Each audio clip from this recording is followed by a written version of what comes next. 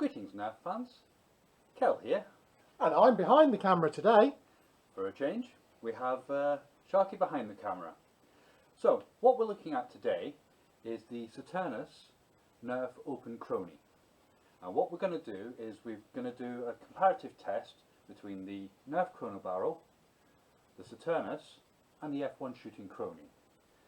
What we're going to do is we're going to fire darts from both springers and flywheelers, and we're going to use AccuStrike darts. So what we've got is we've got a brand new Strife with brand new batteries straight out the box. We've got an original Spectre with a couple of modifications, mostly dead space removal, the covering of the vacuum hole, and Dart post removal. Dart post removal, air restricted removal as well. Yeah. And finally, the Hot Shock, which has been modified with a 10k spring and the Fenland Nerf Works Elite Dart Conversion Kit. So, what we have here is the Saturnus itself. Switched simply on and on, off and on, with a little switch at the front, and the display comes up. The two gates are at the top, and it can be operated either that way or operated that way. The display will turn based on the orientation. That in itself is quite useful, especially because one of the slight limitations of this device is it needs to be used indoors, and light, even indoor lights, can be a little bit of an issue. We found when we've operated it that the best way to do it is actually side on. This has been the most effective method we've found using it. The lid is held on with 4 Allen Creed screws, and underneath, be a pain, the internals look like so.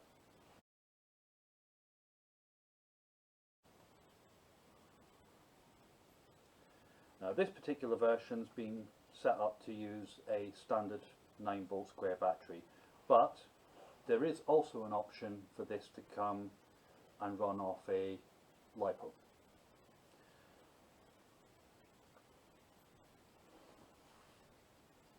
Kickstarter.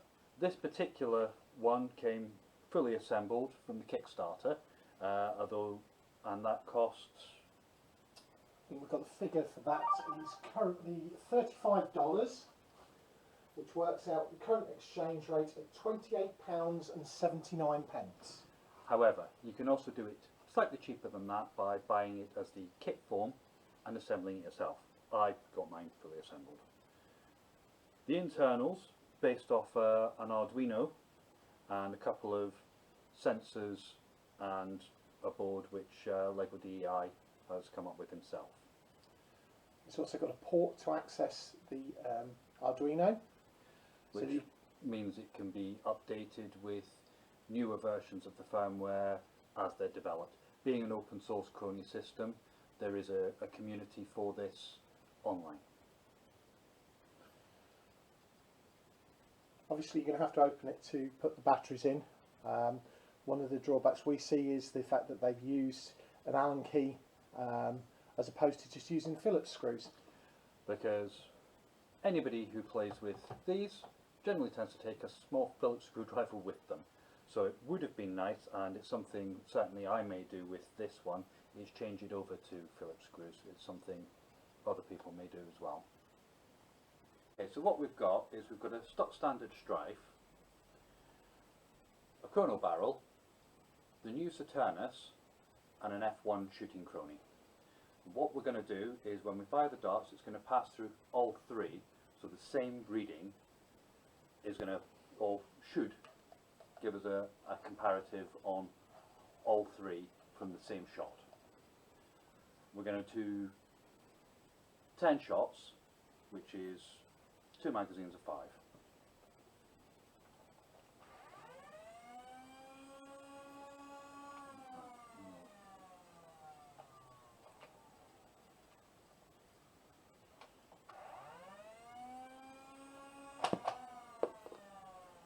What's the readings? So we have on the Chronobarrel 71.8, on the Saturnus 66, and on the Chrony 67.5.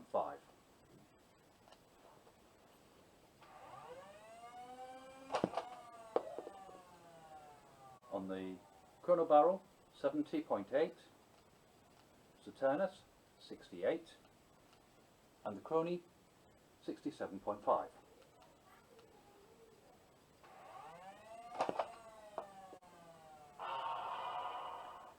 On the Chronobarrel 66.2, Saturnus 64, and the Chrony 65.1.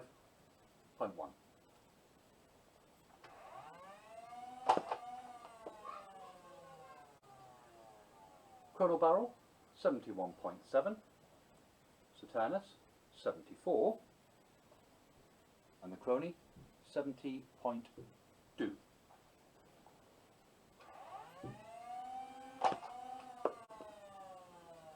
Chronobarrel 74.7, Saturnus 79, the Chrony 74.3. Make change.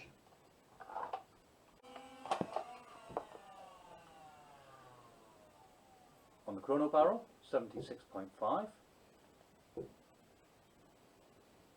sorry, 67.5, sorry, 63 on the Saturnus, and 63.5 on the Chrony.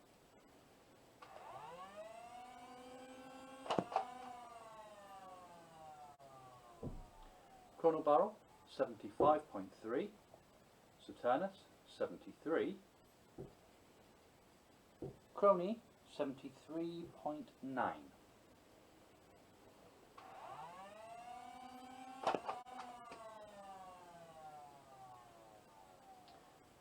Chronobarrel 74.8, Saturnus 71, Chronobarrel 73.7. I mean the Chrony. Yep.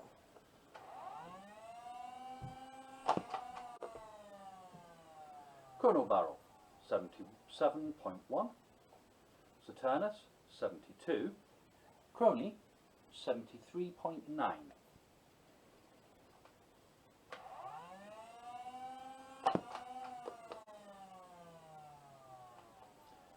Chronobarrel 77.2, Saturnus 68, Chrony 71.4. And this is all with brand new, genuine AccuStroke darts and brand new batteries in the brand new. Okay, so we've now completed the shooting. To make sure that we don't bore the living daylights out of you with ridiculously long shooting videos, we only filmed the shooting with the Strife because particularly this takes a long time to reload and set up. Yes. So what we've learned from our shooting is comparatively between the Chronobarrel, the Saturnus and the F1 shooting Chrony, we found that on an average of 10 shots with the Strife, with the Chronobarrel we were reading 72.71 feet per second. With the Saturnus we were reading 69.8. With the F1 shooting Chrony we were reading 70.1. So we can see from that that certainly the Saturnus and the F1 shooting Chrony were fairly close to each other. With the original Spectre, with the Chronobarrel we were getting 72.61 feet per second. With the Saturnus 69.8 feet per second. And with the F1 shooting Chrony 69.691 feet per second. So again, both the Saturnus and the Chrony very, very close to each other. With the Hot Shock, we were getting, with the Chronobarrel, 145.05 feet per second. With the Saturnus, 127. And with the F1 shooting Chrony, 128.86 0.19. So once again, both the Saturnus and the F1 shooting chrony very, very close to each other.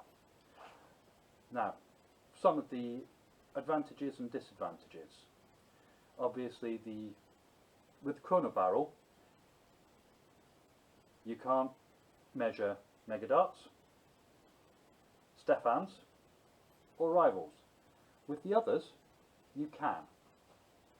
So I personally tested the Saturnus myself with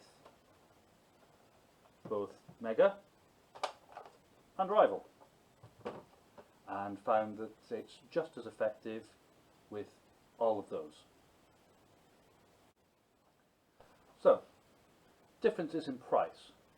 Currently, the Chronobarrel is retailing on Amazon for £27.16.